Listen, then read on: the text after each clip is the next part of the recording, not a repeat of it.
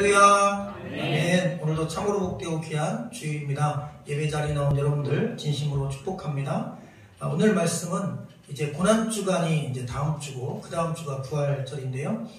요한복음 19장에 예수 그리스도께서 십자가에 못 박혀 돌아가시는 장면입니다. 어찌 보면 복음서 말씀 가운데 가장 복음적인 메시지가 오늘 이 19장 우리가 읽은 본문 말씀이 되겠습니다. 사복음서가 있습니다. 신약성경 앞부분에 마태, 마가, 누가, 요한 이렇게 4명의 제자가 각각 자기가 듣고 경험하고 본 그리고 하나님께서 감동 주신 내용을 예수님의 탄생을 기점으로 십자가에 못 박혀 죽으시고 부활승천하실 때까지의 예수님의 그 33년의 전 과정을 기록해 놓은 책입니다. 그런데 이 사복음서 가운데 각각의 특징들이 있습니다. 그래서 앞에 마태, 마가, 누가 이렇게 3개의 복음은 관점이 거의 동일한 말씀이라고 해서 하나로 묶어 있고, 요한복음은 요한만의 독특한 관점을 갖고 썼다고 해서 이 3개 앞에 있는 복음의 말씀과 요한복음은 분리해서 이렇게 연구하고 바라봅니다.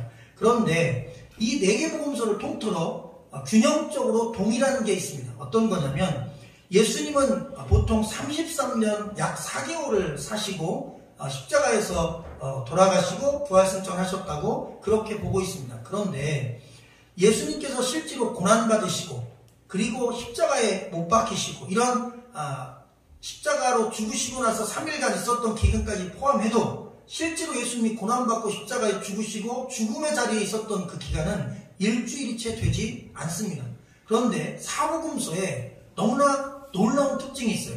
예수님의 그 일주일의 삶이, 사역이 나머지 33년 모든 사역과 비교해 볼 때 여러분 3분의 2가 예수님의 전 생애인데 3분의 1이 예수님의 일주일의 사역입니다. 그러면 이 사복음서가 거의 동일하게 예수님의 고난과 십자가 그리고 무덤 속에서 계셨던 그 모든 사건을 예수님의 탄생, 예수님의 제자 양육과 사역, 복음 전파, 설교 그리고 부활, 승천 이 모든 것을 통합한 33년의 여정과 예수 그리스도의 십자가 고난 전후의 일주일의 여정을 비교했을 때 너무나 큰 분량의 차이가 있는 것입니다.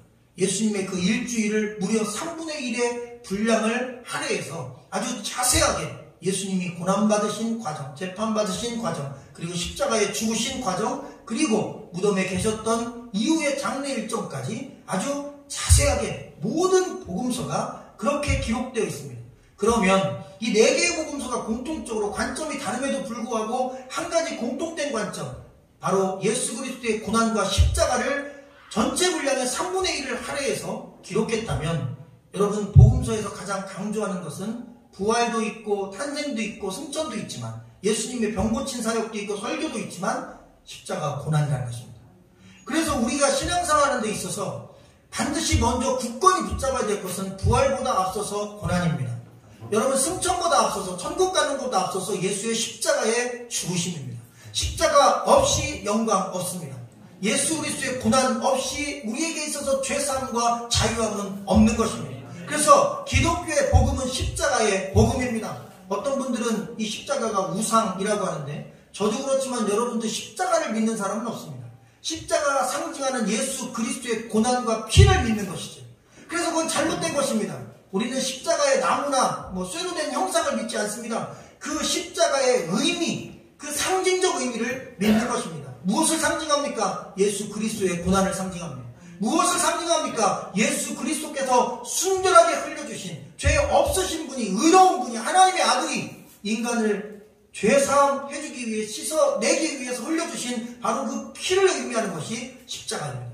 우리는 그래서 십자가 복음 위에 우리의 신앙이 한 단계씩 그리고 차근차근 성장해야 됨을 믿으시기를 주의 이름으로 간절히 축원합니다. 자, 그 예수 그리스도의 가장 강력한 십자가의 걸음 첫 번째 17절과 18절인데요. 같이 한번 읽어볼까요? 시작. 그들이 예수를 맡음에 자기의 십자가를 지시고 해골 히브리 말로 골고다이라 하는 곳에 나가시니 그들이 거기서 예수를 십자가에 못 박을세 다른 2사람도 그와 함께 좌우편에 못 박으니 예수는 가운데 있더라. 아멘. 오늘 우리가 읽은 말씀 가운데 보면 예수께서 자기의 십자가를 지시고 라고 되어 있습니다. 아까도 말씀드렸지 마태, 마가, 누가 복음 이 세 개의 복음과 요한 복음은 구석구석에서 너무나 차이가 많습니다. 특별히 이 예수님께서 십자가를 지신 부분을 설명할 때 다른 곳에는 세계복음서에는 이렇게 되어 있어요. 예수님이 십자가를 지고 해골이라는 골고다 언덕으로 올라가셨다. 세계복음서에는 전부 다 그냥 예수님이 십자가라고 얘기합니다. 그런데 요한은 그 앞에다가 자기라는 단어를 썼어요. 그래서 비교해보면 이 자기라는 단어가 요한이 특별히 예수 그리스도의 십자가 앞에 자기 십자가라고 분명하게 못지르는 이유가 분명히 그 의도가 있을 것이다. 왜 그러냐면 여러분 왜 자기 십자가입니까? 생각해 보십시오. 십자가는 사형수의 사형 방법입니다. 그래서 극형을 받을 사람, 살인 강도죄 정도 짓고 또한 로마의 법적으로 아니면 정권에 대항해서 싸운 그런 사람들, 로마를 향해서 무언가 반역행위를 사람들이 죽는 그런 사형틀입니다. 예수님은 그것과 아무 상관이 없습니다. 예수님은 죄가 없으십니다. 예수님은 살인강도 없어요. 예수님은 누구에게 해를 끼친 적이 없습니다. 예수님이 하신 일을 다 읊으면 전부 다 사랑이고 그리고 선한 일 뿐이었습니다. 십자가를 질 만한 흉악한 일이 없어요. 그러면 이 십자가는 자기 십자가 아닙니다. 남의 십자가입니다. 그런데 요한은 굳이 다른 복음서에는 그냥 예수 그리스도의 십자가를 예수가 지고 가셨다고 그랬는데 예수 그리스도가 자기 십자가를 지고 가셨다고 그랬어요. 그러면 뭔가 강조하고 싶은 게 있는 겁니다. 예수님은 원래 그게 자기 십자가가 아니었어요. 여러분 누구의 십자가일까요? 우리의 십자가입니다. 남의 십자가입니다. 인류의 십자가예요. 그것은 저와 여러분의 십자가입니다. 사실 우리 겁니다. 그런데 주님께서 그것을 너희 것 그거 아니야. 그거 내 것이야 그러고 마치 우리에게 있는 그 십자가를 빼앗듯이 그리고 내 것이라고 선포하며 그것을 가져가셔서 그것을 자기 걸로 만들어 지고 가신 것입니다. 우리에게 있는 죄의 모든 것 그리고 죄값 모두 다 예수님이 뒤집어 쓰고 자기 거라고 선포하고 가져가신 것입니다. 여러분 이 십자가는 원래 우리 것이었습니다. 그런데 요한은 그것을 강조하는 거예요. 너희 것이었다. 원래 남의 것이었다. 그러나 주님께서 그 십자가를 자기 것으로 지고 가셨다. 그래서 우리의 죄가 예수의 것이 된 것입니다. 예수가 그 십자가를 자기 것이라고 선포한 이 말씀 속에는 우리의 죄와 형벌이 예수 그리스도에게 전가되었다는 뜻입니다. 구약 시대에는 제사 지낼 때 양이나 염소를 데려와서 제사장이 손을 얹고 그리고 거기에 그 제사를 드리기 원하는 성도의 손을 같이 얹습니다. 그러면 짐승 위에 두 사람의 손이 얹어지잖아요. 그리고 전가의 기도라는 걸 합니다. 이제 이 아무개, 김 아무개에 지었던 살인죄, 간음죄, 도적질죄, 마음으로 지은 흉악한 모든 죄는 이 양에게 옮겨질지어다. 그러면 이 사람이 지은 죄가 전가, 옮겨가는 거예요. 그럼 그 양을 네가 지은 죄를 알렸다고 그러고 양을 죽이는 겁니다. 그러면 사실 그 죄값은 양의 게 아닙니다. 내 겁니다. 근데 내 것이 기도함으로 제사장이 기도함으로 그 죄값이 내 것이었는데 양의 것으로 바뀌는 거예요. 예수님이 그렇게 내 죄를 자기 것으로 가져간 것입니다. 마치 제사에 쓰이는 양이 남의 죄, 사람의 죄를 자기가 뒤집어 쓰고 몸 찢기고 내장기관 다 뺏기고 불에 타서 죽는 것처럼 예수 그리스도가 자기 십자가로 우리 십자가를 빼앗아서 우리 안에 있는 죄를 다 가져가셔서 자기가 그것을 뒤집어 쓰고 돌아가신 것. 그것이 바로 십자가의 의미라는 사실을 믿으시기를 주의 이름으로 간절히 축원합니다. 그래서 요한은 말하는 거예요. 예수 그리스도의 그 십자가, 자기 십자가로 하신 그 말씀을 통하여 예수님은 유대인들의 모함 때문에 돌아가신 게 아니다. 예수님은 가룟 유다의 배반 때문에 돌아가신 것도 아니다. 예수님은 빌라도의 재판, 잘못된 재판의 결과로 돌아가신 것도 아니다. 예수님은 십자가를 지신 그 이유는 자기가 선택했기 때문에 돌아가신 것이다. 예수 그리스도가 스스로 하나님의 뜻에 따라 십자가를 선택하여 죽음의 길로 가셨다는 것을 이 자기 십자가라는 단어를 통하여 강조하고 있음을 여러분 기억하기를 주의 이름으로 축원합니다.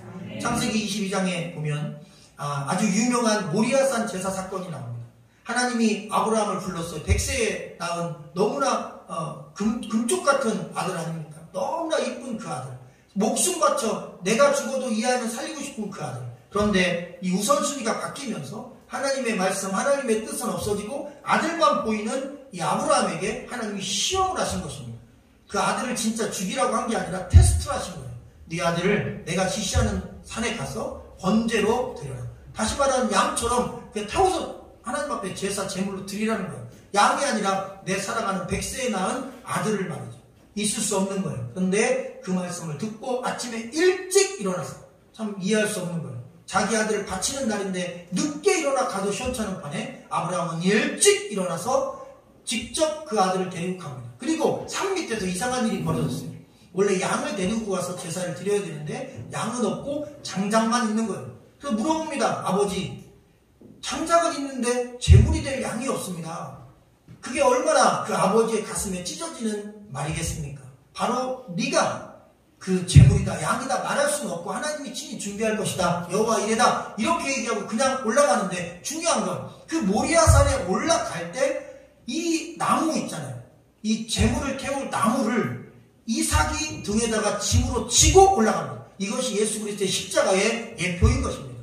아버지의 말씀에 순종해서 아들인 이삭이 그냥 자기가 제물인 것을 사실 필로 느꼈겠죠. 감각적으로 제물을 얻고, 그리고 나무는 내가 지고 가고, 이 나무가 나를 태울 것이구나. 오늘 내가 여기서 끝나는 건가 보다. 하나님이 아버지에게 나를 제물을 바치라고 하셨나 보다. 이 똑똑한 이삭이 느꼈을 겁니다. 그런데 도망가도 되잖아요. 아버지가 설마 쫓아 잡아가겠습니까? 도망갔으면 하나님 아들이 제물을 바치려고 했는데 도망갔습니다. 핑계대기도 좋잖아요. 근데 이놈의 아들이 도망도 안 가요.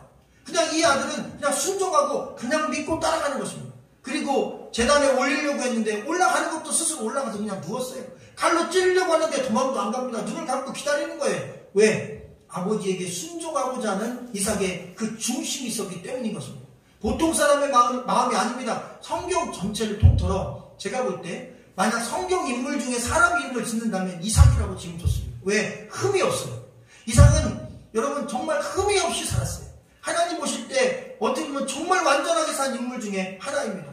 크게 죄 지은 것도 없어요. 이삭은 하나님의 뜻에 순종했고 부모에게 순종했고, 그리고 농사 지으면 100배씩 얻었어요. 다른 사람들보다 100배나도 소출을 얻을 정도로 하나님이 많이 축복해 주셨어요. 왜? 순종하는 마음이 그 안에 있었어요. 누구에게? 아버지에게. 그 아버지에게 주신 하나님 말씀에게.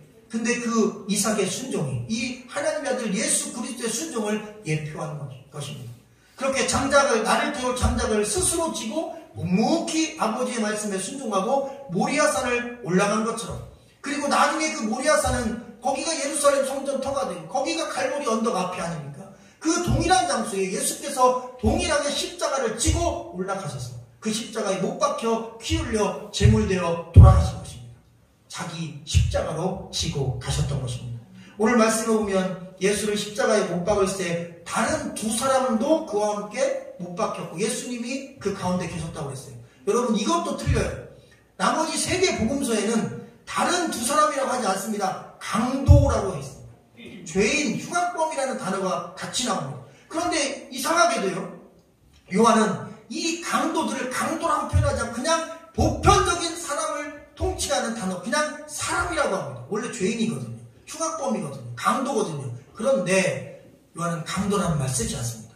그래서 더 이 강도 두 사람이 영적인 의미로 다가올 수 있는 거예요. 왜? 만약 살인자 강도라고 했으면 저와 여러분이 살인했습니까? 강도질 했어요? 누구에게 막 엄청난 피해를 입혀서 몇 명을 죽였습니까? 반역을 했습니까? 쿠데타를 일으켰습니까? 강도구나. 예수님 곁에 강도가 매달렸구나. 그런데 요한은 메시지를 전하는 거예요. 여러분들, 그리고 이 성경을 읽을 2000년 뒤에 이 하나님과 컴퓨터 성도분들, 한국교회분들, 또 이 땅에 있는 많은 그리스도인들이요, 그 사람은 흉악범 강도가 아닙니다. 그냥 일반적인 사람입니다. 다른 사람, 그 두 사람은 강도가 아니라 저와 여러분과 같은 일반적인 사람입니다. 예수가 그 일반적인 보통 사람을 위하여 죽은 것입니다. 그 다른 사람이 나로 보여야, 우리로 보여야 그게 십자가의 은혜인 것입니다. 그 강도가 강도로 보이면 십자가 우리는 아무 상관이 없습니다.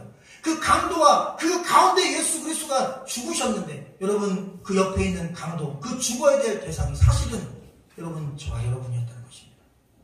그래서 요한은 이 사람들을 강도라는 표현보다는 사람이라는 단어로 표현하여 저와 여러분이 그 십자가에 원래 달려야 될 대상이라는 것을 한 번 더 힘주어 말하고 있는 것입니다. 여러분, 성경 중에 죄값은 사망이라는 말씀이 있습니다. 죄의 값은 죽음이고 죽음 이후에 심판이 있어서 지옥으로 떨어지게 된다는 것이 영적인 가르침이고 원리입니다. 그런데 성경에서는 죄를, 그 무게를 십자가에 못 박혀 죽을 정도로 아주 무시무시하게 다룹니다. 죄를 가볍게 여기지 않습니다. 하나님의 아들이 죽어야 그 죄값이 해결되는 것입니다. 그런데 오늘 우리가 사는 이 세상은 굉장히 솜방망이로 죄값을 처리하는 경우가 많습니다.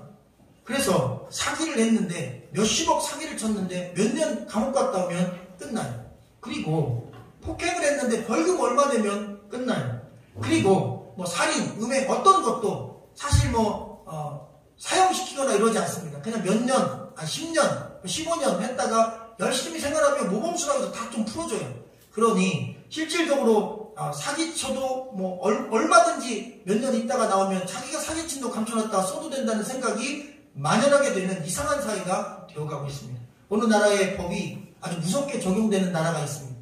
그래서 그 나라 법이 왜 이렇게 무서운가 했더니, 예를 들면 제가 어떤 사람이 사기를 쳤어요. 그런데 대상이 10명이에요. 징역 10년을 받았어요. 그러면 100년입니다. 왜? 한 사람당 맨투맨으로 다 곱하기를 해줘요. 그러니까 사기를 못 치는 거예요. 너무 무서운 거예요. 내가 몇 명에게 살인을 2명 했다 그러면 징역 30년 곱하기 2인 거예요. 왜? 2명 죽였으니까요. 근데 우리는 안 그렇잖아요. 연쇄살인범 이렇게 해도 그냥 징역, 무기징역 그러면 잘해야 50년인데 실제로 그렇지 않습니다. 그 나라는 징역 1300년, 징역 900년, 아무리 모범수로 생활해도 나올 방법이 없어요. 그냥 거기서 죽어야 되는 거예요. 그래서 무서워서 더 큰 죄 짓기가 어렵다는 거예요. 그렇다고 해서 벌을 심하게 주라는 뜻은 아닙니다. 그만큼 이 세상이 형벌에 생각보다 약하다는 거죠. 그런데 성경은 무섭습니다. 죽음이라는 것입니다. 예수가 죄 때문에 죽었다는 것입니다. 십자가의 죽음만이 죄값을 해결한다는 것입니다. 3월 16일 지하철에서 핸드폰에 한 아저씨가 이렇게 맞는 무서운 장면을 보았습니다. 아저씨 여기서 피가 이렇게 막 흐르고 60대 아저씨인데 술 먹고 이렇게 여자분이 이렇게 20대 여자가 침을 막 뱉으니까, 지하철에서 침 뱉으니까 왜 그렇게 침 뱉냐고 그러지 마시오. 그랬더니 엑스 하면서 막 머리를 이걸 때려가지고 피가 막 철철 흐르고, 그걸 막는 사람들은 또 성추행범이라고 내 몸을 만졌다고 또 막 그 난리 피고, 경찰들이 와서 막 욕을 하고 생 난리가 나서 우리가 기사를 통해서 많이 접했습니다. 근데 한쪽 기사를 보니까 우리나라 같은 경우는 술을 먹고 행동을 하면 심신미약 상태라고 해서 감형을 해준다는 거죠. 그러니까 얼마나 이 세상이 상당히 좀 가벼운 처벌을 하는 것 같아요. 성경은 아닙니다. 죄에 대해 무겁게 다룹니다. 심지어 갈라디아서 5장 말씀 보니까 육체의 일, 인간의 일은 분명하니 곧 음행과 더러운 것과 호색과 우상 숭배와 주술과 원수 맺는 것과 분쟁과 시기와 분냉과 당짓는 것과 분열함과 이단과 투기와 술 취함과 방탕함과 또 그와 같은 것들이라. 전에 너에게 경계한 것 같이 경계하노니 이런 일을 하는 자들은 하나님의 나라를 유업으로 받지 못할 것이냐. 여러분, 얼마나 무겁게 얘기했냐면, 이렇게 마음껏 죄짓고 살면, 육체가 원하는 대로 살면 100% 지옥에 갈 것이다. 성경 말씀이 선포했습니다. 참 이해가 되지 않습니다. 예수 믿으면 다 구원받는다고 해놓고, 이 갈라디아서 말씀에는 죄 지으면 지옥 간다고 해놨어요. 근데 이거는 분명히 알아야 됩니다. 여러분, 죄값은 무조건 지옥입니다. 죄값은 무조건 사망입니다. 그거는 방법이 없어요. 근데 예수 믿으면 왜 이 말씀하고 좀 다르냐면, 여기서 말하는 이 현저한 육체일을 하며 사는 존재는요, 그냥 삶이 범죄인 것입니다. 그냥 육체가 원하는 대로 쭉 사는 거예요. 여기 나오는 거 다 행하며 사는 거예요. 마음이 땡기는 대로 사는 거예요. 그냥 법에만 접촉되지 않도록 몰래 다 나쁜 짓 하며 사는 거예요. 근데 교회 다니고 믿음 생활하고 신앙생활 한다는 겉모양을 가지면서도 이 말씀처럼 남이 보지 않을 때 그냥 마음껏 죄짓고 살면 그건 가짜라는 것입니다. 100% 지옥 간다는 것입니다. 교회 장로, 집사, 권사, 목회자 그 어떤 직함을 받아도 만약 그 죄가 은밀한 중에 마음껏 진다면 그거는 가짜라는 것입니다. 하나님의 나라를 유업으로 받지 못한다는 것입니다. 그러나 믿음 있는 자는 그렇게 마음껏 죄 지을 수가 없는 거예요. 믿음 있는 자는 이 가운데 한두 개를 혹시 범하면, 실수하면, 잠깐 넘어지면 다시 예배를 통해 회복하기 원하고 십자가 앞에 무릎을 꿇게 되는 거죠.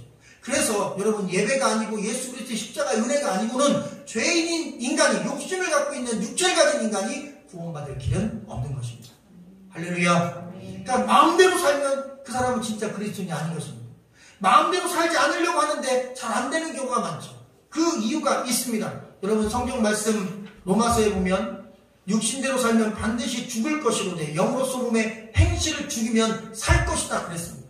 어떻게 육체에 현저한 일, 그 악한 육체에 속한 수많은 욕심들을 내려놓고 믿음의 길, 신앙의 길로 그런 죄를 짓지 않고 살 수 있을까? 사실 노력으로는 불가능합니다. 영적인 말씀을 통해 의미를 분석하고 깨달아 보니까 하나님께서 은혜를 주시는데, 영적인 힘을 주시는데, 예배를 통해, 말씀을 통해, 기도를 통해 우리에게 영적인 파워를 주시는데, 그 죄를 여러분 넘어설 수 있는, 하나하나 정복할 수 있는 힘을 주신다는 거예요. 언제? 예배 때 말입니다. 언제요? 말씀을 드릴 때. 내가 그동안은 막 졌어요. 교회 다니고 믿음생활 하면서도 본능적으로 쓰러지는 일들이 많았어요. 그런데 영적으로 깊어지고 성령에 사로잡히고 말씀의 은혜를 받기 시작하면 여러분 그 죄를 하나씩 넘어가기 시작한다는 것입니다. 할렐루야. 이겨나가기 시작한다는 것입니다. 왜? 영이 강해지면 육이 약해지고, 영이 세지면 육이 여러분 힘을 잃기 때문인 것입니다. 그래서 예배로 나와야 됩니다. 말씀으로 가까이 해야 됩니다. 주의 은혜와 성령이 임해야 됩니다. 그러면 우리가 육체의 현저한 일을 따르지 않고 영을 따라가며 우리가 영으로서 몸의 행실을 죽이는 일에 더욱더 승리하며 나갈 수 있습니다. 믿으시기를 주님의 이름으로 간절히 축원합니다. 메시아인 예수님이 왜 고난을 당하시고 십자가에 꼭 처형을 당하셔야 됐을까? 이사야는 이렇게 53장을 통해 말씀합니다. 그가 찔림은 우리의 허물 때문입니다. 그가 상함은 우리의 죄악 때문입니다. 그가 징계를 받음으로 우리는 평화를 누리고 그가 채찍에 맞음으로 우리는 나음을 받았습니다.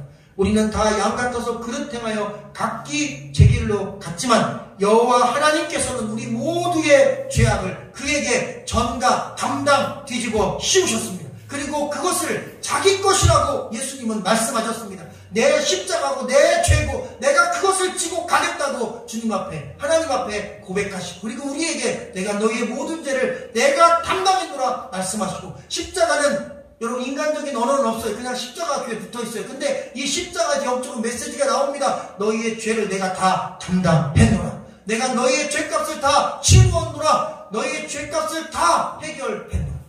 내가 그 십자가를 지었노라. 이렇게 말씀하고 계심을 믿으시기를 주의 이름으로 축원합니다. 그래서 하나님은 잔인한 사형 도구인 십자가를 죄사함의 도구로, 구원의 도구로, 은혜의 도구로, 생명의 도구로 바꿔놓으셨습니다. 그래서 누구든지 그 예수 그리스도와 그분의 십자가의 은혜를 바라보고 믿으면 영생 얻고 멸망치 않고 사망에 이르지 않고 구원을 얻게 된다는 은혜의 말씀을 주신 것입니다. 마지막으로 30절 우리 같이 읽고 은혜 나누고 기도하겠습니다. 시작. 예수께서 받으신 후에 이르시되 다 이루었도다 하시고 머리를 숙이시니 영원히 떠나 가시니라. 전도할 때 항상 외웠던 말씀, 다 이루었다, 테텔레스타. 주님께서 다 이루었다 말씀하셨습니다. 십자가에서 마지막으로 하신 말씀입니다. 여러분의 모든 죄값을 주님이 다 치루신 것입니다. 이렇게 전도할 때 마지막에 이 말씀을 드리고 기도합시다. 그리고 이제 영접 기도를 해드립니다. 노방이 전도할 때. 그런데 이 다 이루었도다 라고 하는 말을 한국어로 이렇게 의미적으로 느끼면 예수님이 뭔가 다 이루신 느낌이 들어요. 다 이루었도다. 그런데 영어 성경들은 이 말을 조금 뉘앙스가 다르게 모든 영어 번역본들이 이렇게 표현했어요. 그 일을 이루었다. 그 일이 이루어졌다. 이런 느낌을 썼어요. 근데 이게 조금 다르죠. 예수님이 다 이루었다 말씀하신 거하고 그 일이 이루어졌다라고 하는 말은 좀 다릅니다. 왜냐하면 그 일이 이루어졌다는 것은 예수님께서 무언가 맡겨진 일을 이루셨다는 얘기입니다. 좀 더 자세하면서 정확한 것입니다. 예수님이 자신의 일을 이루었다는 느낌이 아니라 누군가 맡긴 일을 이루었다. 그 일을 이루었다. 내게 맡겨진 임무를 이루었다는 그런 뜻입니다. 이 말씀은 그거예요. 다 이루었다. 테텔레스타이는 임무, 맡겨진 것을 이루었다는 거죠. 누가? 하나님이 맡겨주신 것. 인류를 구원하라고 맡겨주신 그 십자가의 그 사용의 그 과정을 통해 인류를 구원하는 위대한 구원의 사역을 바로 예수님을 통하여서 다 이루었다는 말씀입니다. 그리고 영원히 떠나가시니라 라고 기록된 마지막 구절을 살피겠습니다. 이 떠나가시니라 라고 하는 말은 실제로 보면 정확하게 직역하면 내어놓았다라는 말씀입니다. 그럼 이 말을 좀 바꿔서 얘기하면 영원히 떠나가시니라를 정확하게 원어에서 직역을 해버리면 이렇게 됩니다. 영혼을 내어놓으셨다. 이것도 역시 다른 거예요. 영혼이 떠나간 것은 돌아가셨으니까 영혼이 떠나간 것입니다. 그럼 그냥 사람은 죽으면 영혼이 떠나가는 거예요. 예수님 돌아가시면 영혼이 떠났다. 복음적인 의미를 찾기가 어렵죠. 그냥 돌아가신 거예요. 그런데 영혼을 내어놓으신 거, 주도권이 주님께 있는 것입니다. 영혼을 내어놓을 수도 있고 안 내어놓을 수도 있어요. 그러니까 돌아가실 수도 있고 안 돌아가실 수도 있어요. 그런데 주님께서 그 영혼을 그냥 내려놓으신 거예요. 포기하신 것입니다. 우리에게 주신 것입니다. 사망에게 넘겨주신 거예요. 왜? 우리를 살리는 방법이 그것밖에 없으니까. 그의 목숨값 아니면 우리가 살 수 없습니다. 내가 너희를 위해 내 영혼을 내놓았다. 내가 너희를 살리기 위해 내 목숨을 내어놓았다. 그것이 십자가의 은혜고 사랑이다. 내가 너희를 내 목숨과 영혼과 바꾼 것이다. 이것이 바로 그 은혜의 영혼이 우리에게 주신 선물인 것입니다. 스스로 버리신 것입니다. 십자가의 사도 바울은 그래서 갈라디아에서 이렇게 고백합니다. 그러나 내게는 우리 주 예수 그리스도의 십자가 외에는 결코 자랑할 것이 없다. 나는 가말리엘 문화 지금의 겸 하버드대 나온 사람입니다. 그리고 나는 율법으로는 흠이 없는 사람입니다. 나는 성경을 똘똘똘 외우는 사람입니다. 나는 부유한 자요. 나는 잘나가는 로마 시민이다. 그러나 이 세상적으로 그 모든 외적인 나의 장점들 자랑할 게 아무것도. 십자가 은혜를 깨닫고 나니까, 그 십자가의 은혜를 알고 나니까 내가 어디 가든 내 인생과 영혼을 다하여 죽는 날까지 난 딱 한 가지만 자랑하겠다. 그리스도의 십자가. 그거 외에 아무것도 자랑할 게 없다. 그 십자가 외에 아무것도 사람들 앞에 드러낼 게 없다. 내가 가진 아무것도 그 십자가 앞에서는 자랑하지 못된다. 늘 십자가만 자랑했습니다. 고린도전서에서 또 고백합니다. 십자가의 도가 멸망하는 자들에게는 미련한 것이지만 구원을 받는 우리에게는 하나님의 능력이 된다. 그러니 성도들이여 그 십자가의 능력만 붙잡아라. 마지막까지 우리가 신앙으로 승리할 수 있는 유일한 길이 그 십자가의 길 안에 있는 것이다. 예수님 믿는다는 것은 십자가의 은혜를 깊이 깨닫는 것입니다. 십자가의 은혜는 나는 죄인입니다. 예수 그리스도께서 오직 예수 그리스도께서 십자가에서 내 죄를 위해서 돌아가셨기에 내가 그 사실을 믿고 죄사함 받고 구원받은 것입니다. 그래서 오직 나는 예수 그리스도의 십자가만은 노래하고 찬양하고 감사하고 예배할 것입니다. 이 고난기간에 우리 주 예수 그리스도의 십자가의 은혜를 깊이 깨닫고 예배하며 그리고 붙잡고 신앙생활 승리하시라는 하나님의 말씀이 있습니다. 기도하겠습니다.